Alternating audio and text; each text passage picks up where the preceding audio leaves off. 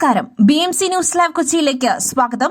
വാർത്തകൾ വായിക്കുന്നത് ആതിര രവീന്ദ്രൻ. ഈ വാർത്തകൾ നിങ്ങൾക്കായി അവതരിപ്പിക്കുന്നത് Mayil food stuffs Mookkannoor, powered by Leotech solar solutions, city tower, city wear and city shoes, Angamaly and Cochin Kalabhavan Angamaly franchise. ഗസയിൽ വെടിനിർത്തലിനായി മുന്നോട്ട് വച്ച എല്ലാ നിർദ്ദേശങ്ങളും ഹമാസ് തള്ളിയതോടെയാണ് വീണ്ടും ആക്രമണമെന്ന വിശദീകരണവുമായി ഇസ്രായേൽ. ലോകരാഷ്ട്രങ്ങൾ ഹമാസിനെതിരെ രംഗത്തു വരണമെന്ന് ഇന്ത്യയിലെ ഇസ്രായേൽ എംബസി വക്താവ് ഗൈനർ പറഞ്ഞു. പലസ്തീനുമായി ഉണ്ടായിരുന്നത് 42 ദിവസത്തേക്കുള്ള താൽക്കാലിക വെടിനിർത്തൽ മാത്രം. അതിനുശേഷം 17 ദിവസം കൂടി വെടിനിർത്തൽ ഇസ്രായേൽ തുടർന്നു. എല്ലാ ബന്ദികളെയും മോചിപ്പിക്കും വരെ ഈ ആക്രമണം തുടരുമെന്ന് ഗൈനർ പറഞ്ഞു. നിഷ്കളങ്കരായ 250ഓളം പേരെയാണ് വീടുകളിൽ നിന്നും ഹമാസ് തട്ടിക്കൊണ്ടുപോയത്. ലോകരാഷ്ട്രങ്ങൾ ഈ ഭീകര സംഘടനയ്ക്കെതിരെ രംഗത്തു വരണമെന്ന് ഗൈനർ ആവശ്യപ്പെട്ടു.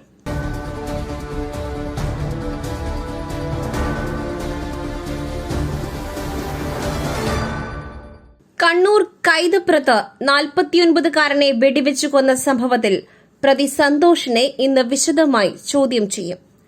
കൊലപാതക കാരണം വ്യക്തിവൈരാഗ്യമെന്ന് സൂചന. കൊലപാതകത്തിന് ഉപയോഗിച്ച തോക്ക് കണ്ടെത്തുവാനും ശ്രമം. കൊല്ലപ്പെട്ട രാധാകൃഷ്ണന്റെ പോസ്റ്റ്മോർട്ടം ഇന്ന് പരിയാരം ഗവൺമെന്റ് മെഡിക്കൽ കോളേജിൽ നടക്കും. വ്യക്തിവിരോധമാണ് കൊലപാതകത്തിലേക്ക് നയിച്ചതെന്നാണ് സന്തോഷിന്റെ മൊഴി. ആക്രമിക്കണമെന്ന് ഉറപ്പിച്ചാണ് തോക്ക് കയ്യിൽ കരുതിയതെന്നും സന്തോഷ് ചോദ്യം ചെയ്യലിൽ സമ്മതിച്ചു. പോയിന്റ് ബ്ലാങ്കിൽ നിന്നാണ് രാധാകൃഷ്ണന് നേരെ പ്രതി സന്തോഷ് വെടിയുതിർത്തത്. നെഞ്ചിലേറ്റ ഒരൊറ്റ വെടിയാണ് രാധാകൃഷ്ണന്റെ മരണകാരണം.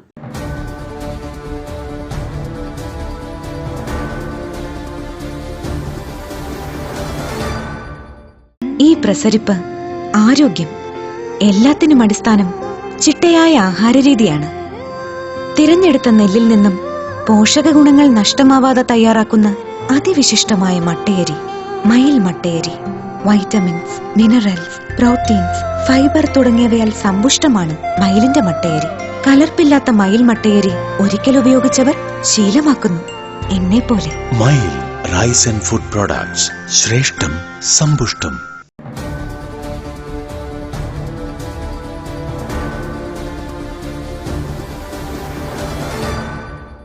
ആശാ വർക്കേഴ്സ് സമരം 40ാം ദിവസത്തിലേക്ക്. ഇന്നലെ മുതൽ ആരംഭിച്ച നിരാഹാര സമരം തുടരുകയാണ്.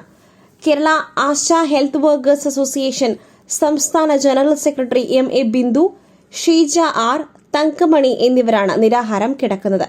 ആരോഗ്യമന്ത്രി വീണ ജോർജ് ഡൽഹിയിൽ തുടരുകയാണ്. ഓണറേറിയം വർദ്ധിപ്പിക്കുക, വിരമിക്കൽ ആനുകൂല്യം 5 ലക്ഷമാക്കുക തുടങ്ങിയ ആവശ്യങ്ങൾ ഉന്നയിച്ചാണ് ഒരു വിഭാഗം ആശമാർ സമരം നടത്തുന്നത്.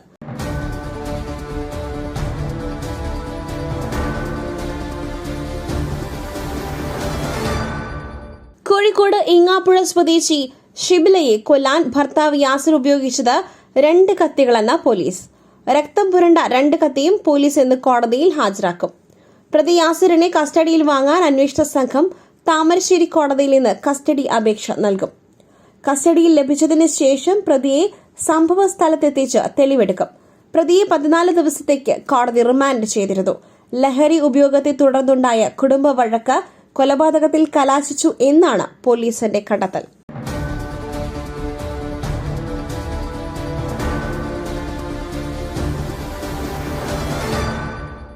എറണാകുളം കുറുപ്പംപടി പീഡന കേസിൽ പെൺകുട്ടികളുടെ അമ്മയെ പ്രതി ചേർക്കും. 3 മാസമായി പീഡന വിവരം അമ്മയ്ക്കറിയാം എന്നാണ് പ്രതി ധനേഷിന്റെ മൊഴി. കുട്ടികളുടെ രഹസ്യമൊഴി രേഖപ്പെടുത്തി.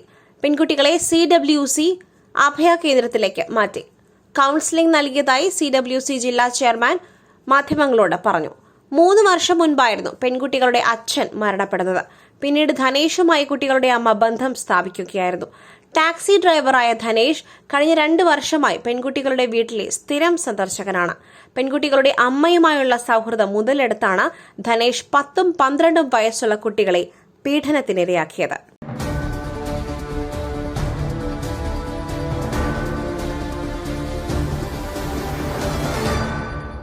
ആലപ്പുഴ മണ്ണഞ്ചേരിയിൽ ദുരൂഹ സാഹചര്യത്തിൽ മരിച്ച യുവാവിന്റെ മൃതദേഹം പോസ്റ്റ്മോർട്ടം നടത്താതെ സംസ്കരിക്കുന്നത് പോലീസ് തടഞ്ഞു.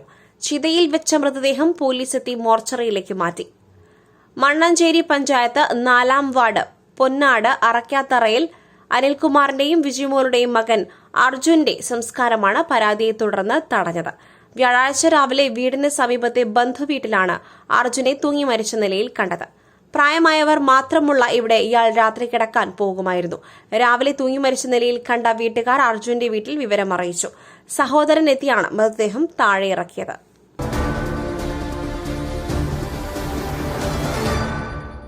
സംസ്ഥാനത്ത് ഇന്ന് ഉയർന്ന ചൂടിന് സാധ്യത എന്ന് കാലാവസ്ഥാ നിരീക്ഷണ കേന്ദ്രത്തിന്റെ മുന്നറിയിപ്പ്.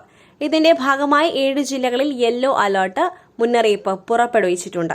കൊല്ലം, പത്തനംതിട്ട, കോട്ടയം, തൃശൂർ, പാലക്കാട്, കോഴിക്കോട്, കണ്ണൂർ, കാസർഗോഡ് ജില്ലകളിലാണ് യെല്ലോ അലർട്ട് മുന്നറിയിപ്പ് പുറപ്പെടുവിച്ചിരിക്കുന്നത്. ഈ ജില്ലകളിൽ ഉയർന്ന താപനിലയും ഈർപ്പമുള്ള വായുവും അനുഭവപ്പെടും. ഇത് കാരണം അസ്വസ്ഥതയുമുള്ള കാലാവസ്ഥയ്ക്ക് സാധ്യതയുണ്ട് എന്നാണ് മുന്നറിയിപ്പിൽ പറയുന്നത്.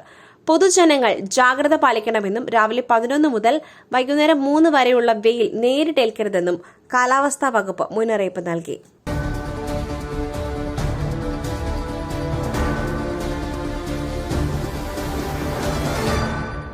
സിനിമാ സംഘടനകളുടെ തർക്കത്തിനിടെ അപകീർത്തി പരാമർശം നടത്തിയെന്നാരോപിച്ച് നടനും അമ്മ സംഘടനയുടെ അഡ്ഹോക് ഭാരവാഹിയുമായ ജയൻ ചേർത്തലയ്ക്കെതിരെ ക്രിമിനൽ മാനനഷ്ട കേസ് ഫയൽ ചെയ്ത് നിർമ്മാതാക്കളുടെ സംഘടനയായ പ്രൊഡ്യൂസേഴ്സ് അസോസിയേഷൻ.